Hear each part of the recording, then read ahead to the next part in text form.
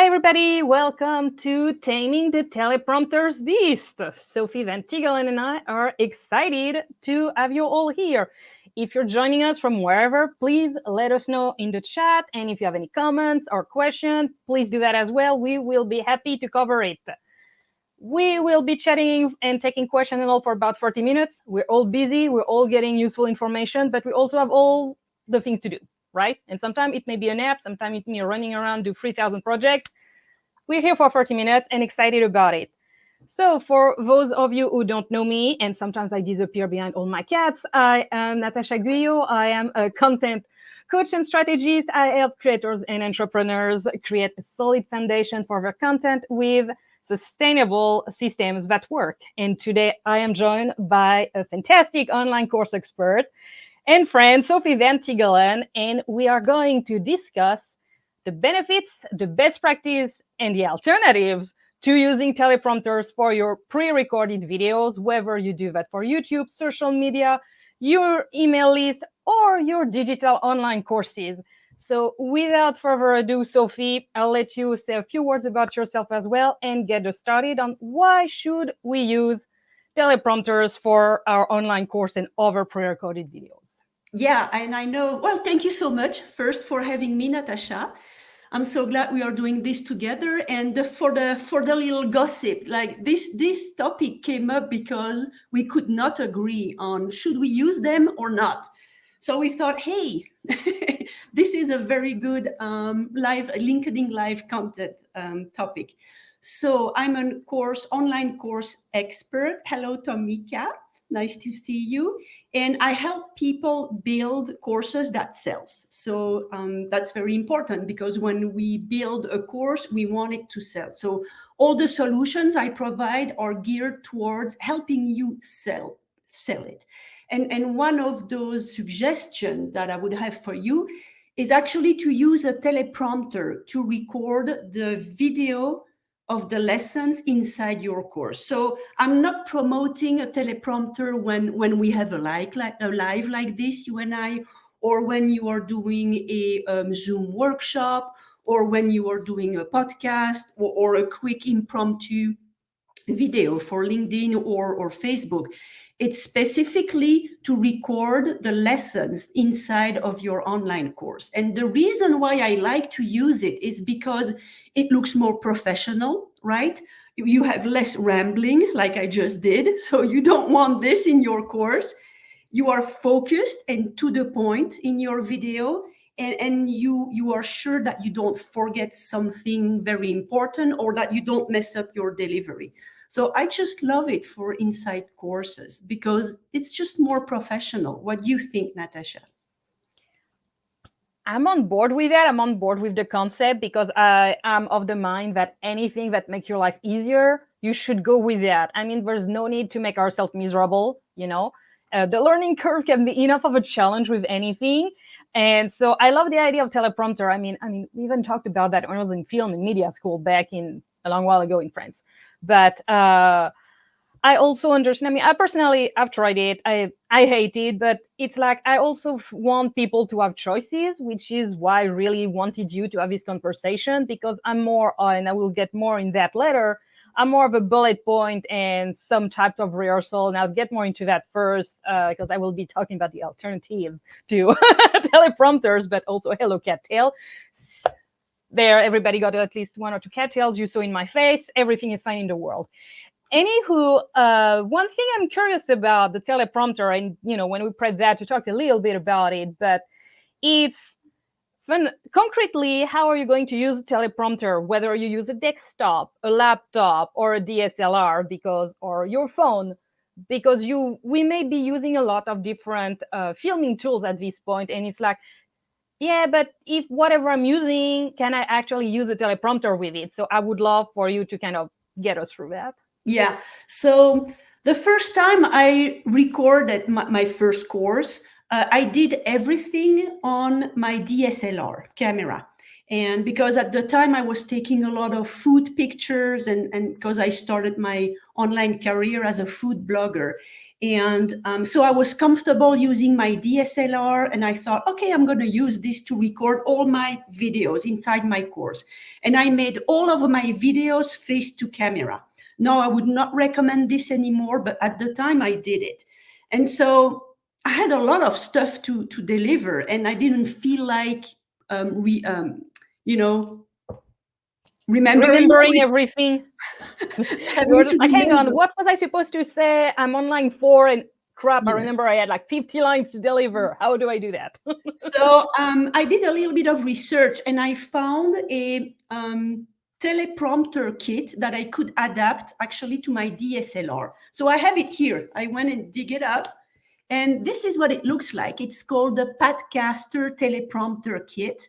I'm going to show you very quickly a little show and tell of what it looks like. But basically, it's this window thing. So imagine here in the back comes the lens of your DSLR. So you hook it up on your DSLR. And so this is facing you, right? And then you have a little lever under. Can you see it? Like you have a lever. That brings back memories. You have a lever thingy here, and you insert your iPhone. In this case, I was using my iPhone. And so on the iPhone, they have an app that goes with this little kit, and then you load up your text, and it's all, they explain everything. I would have a hard time explaining, but basically you have your iPhone here, and then it reflects in this mirror. Can you see that there is a mirror somehow? Oh, no, I couldn't see there was a mirror. Thank you for saying that. Oh, now that you bring it closer, I see it. Oh, okay, now that's smart. Yeah. And because I wasn't sure with the iPhone. So the mirror makes a lot of sense. Yeah. So the iPhone is reflected in this mirror, and you have all your words coming up in front of you. So that's how you use it with a DSLR. But now I'm using my computer, and if you're happy with your computer camera, you can do all your face-to-camera recording using your laptop or your desktop.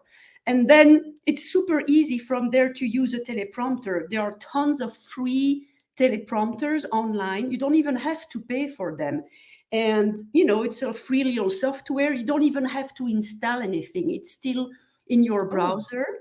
And you just copy and paste your text, and you adjust the setting, and boom, it starts scrolling, and you just read. What are your recommendations, by the way, for people with us now? What would be like your top 2 recommendations for teleprompters newbies for this software? Actually, I don't have a name for a software. When I need to use one, I just type a software teleprompter in Google. You have like a list that comes up. You click on the first one and you're good to go. It's not like you have to pay for them or that they have something very unique. It's really not hard to find one. Okay, no, that's good to know, because I know sometimes for certain specific thing, even if we use, open source or free software, we try a few and some are just really cumbersome, and we're like, okay, this one works. So it's good to know that if people are just starting, they can just go and look and experiment and see what works for them. And also free experiments, sign me up. I mean, except I will probably not be trying it again, but for those who want to try, that's really good. And also you were talking about settings, because I've had some feedback from, clients when we talk about maybe them trying teleprompters for recorded video, where they're just like, I feel clipped, and especially like my adjusting to the pace of the teleprompter, usually a challenge that came up a lot with some of my clients. So say that again. What's your question? I didn't understand. The question is, people do struggle. That's what some of my clients say. They struggle with adjusting how they speak with going along with the teleprompter. Any tips, you professional teleprompter person? Yeah. So it's true that with a teleprompter, you can adjust whether it's on your phone, whether it's using the kit for the DSLR or your computer. You have the choice to adjust the font size to make them bigger or smaller, and also how wide you want the text to be or how narrow, right? And so my recommendation is to go really narrow, because if it's wide, imagine your eyes go left and right. I'm exaggerating here, but your eyes go left and right to read all the sentence. So you don't want this. You want it short and narrow. And so you just read very quickly. So this way, your eyes don't appear like they are going left and right. And so you have to adjust the speed. Usually I go with the lowest speed.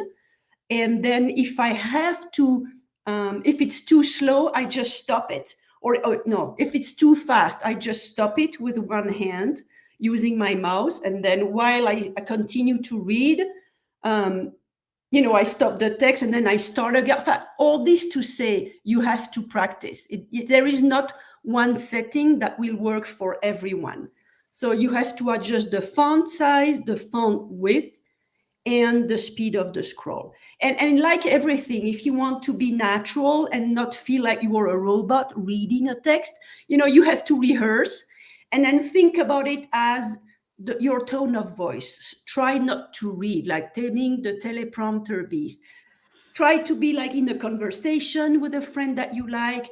Relax your body, even have body movements and intonation, exclaim here or put some emphasis here, so that it doesn't look like you are reading a text. Thank you. And also one thing I really love is that you mentioned like thinking as if we were talking to a friend, because this is something I've seen so many people, when they do when they record videos, when they're like just facing a camera. So often, no matter whether you use a teleprompter or not, it's just like, oh, I feel clip, teleprompter or not, I don't feel natural talking to a camera. And as I often say, it's like, you are never talking to a camera. I don't care if you're imagining your wide audience or if you're imagining a friend or a former or ideal client, a peer, whoever you're thinking about having the conversation with. But it's always going to help you be more comfortable with your body language, relax, Also remember to breathe. That does wonders no matter the situation. So I really like that you point that out, including for the use of teleprompter, because so often that's a hurdle for people wanting to do a recorded video. We're just like, oh, it's the camera. The camera isn't going to bite. I guess that's one perk that, it's not a human. There's no reason the camera is going to bite you. At least I hope so. We're turning to some weird sci-fi stuff. You never know.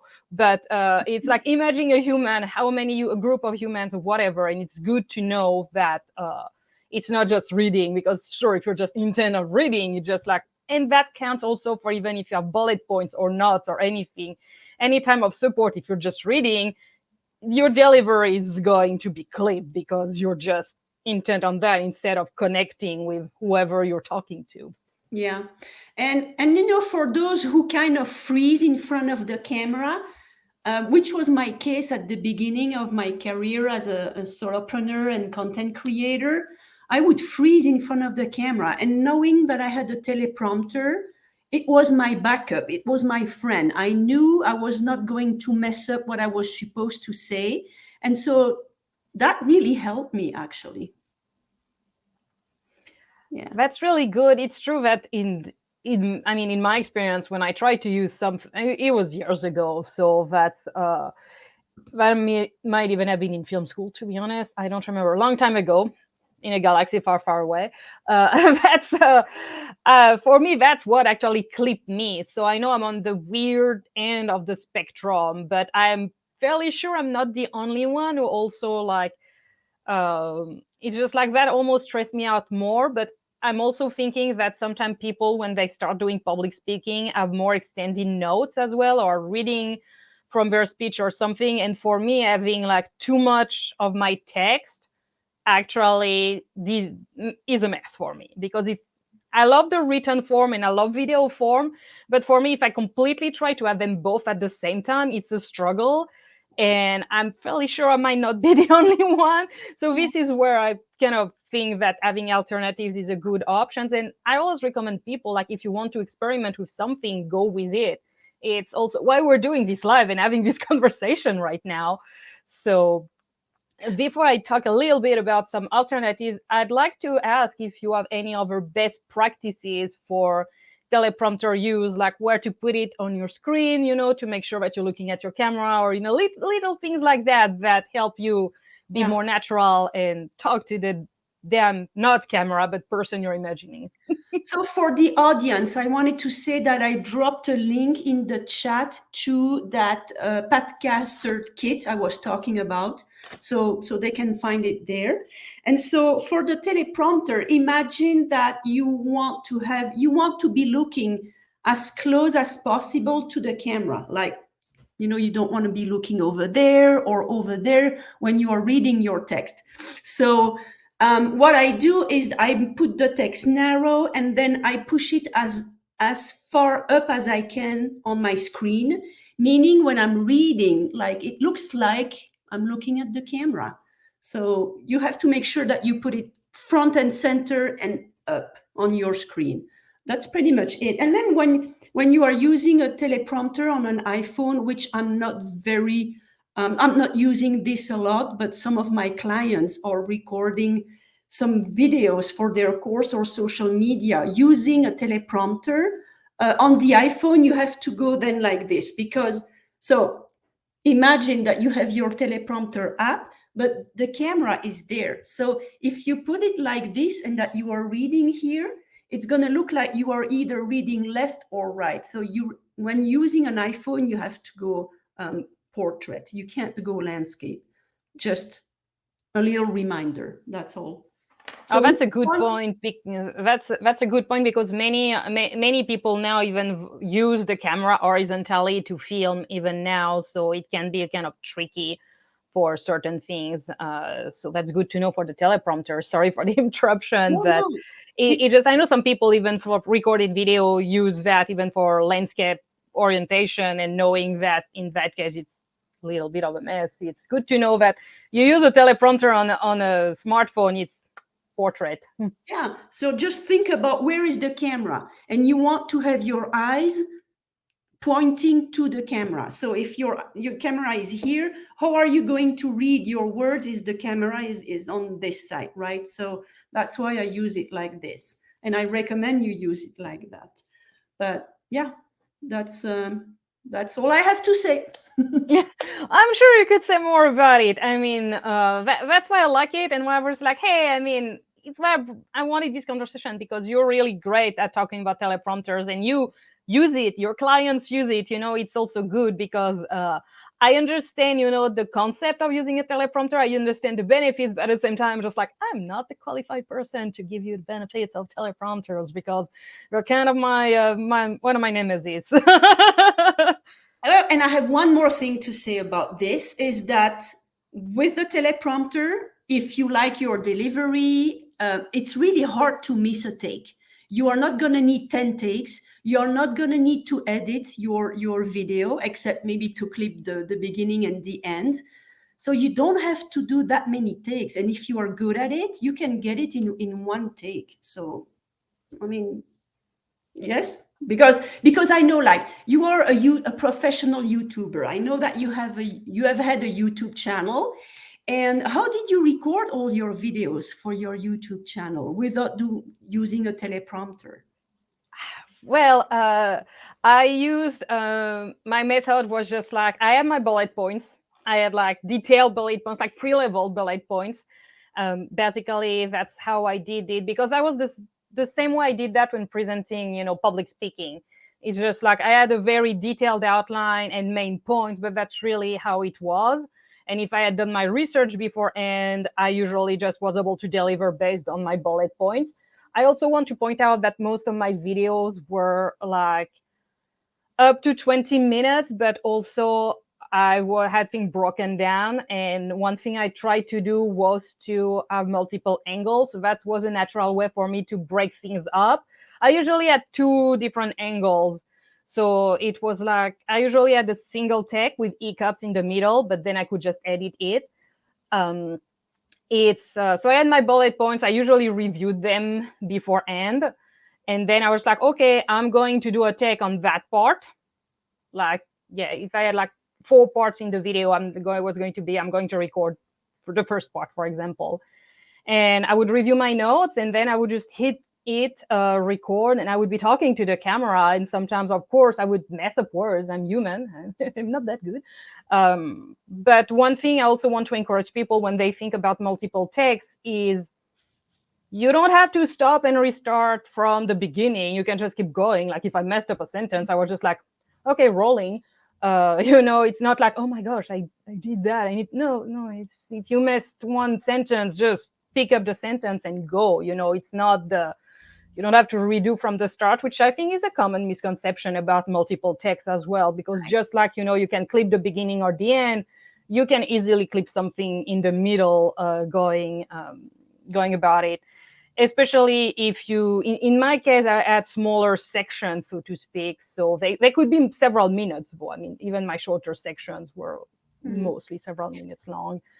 And I also I think the editing may not be as challenging as it used to be. I do understand that I have a lot of editing history and experience behind me, but now, and I can drop the link into the chat afterwards. There's even some AI powered editing that edit your video like a Word document. So it's kind of like you're going to charge your video file, and then it's going to generate the transcript, and then you can go through it, quickly see where you had a hiccup, and then it's going to automatically remove it from your video, which is something I've seen recommended for people who want to have this ability to easily edit without having to go into the nitty-gritty of editing.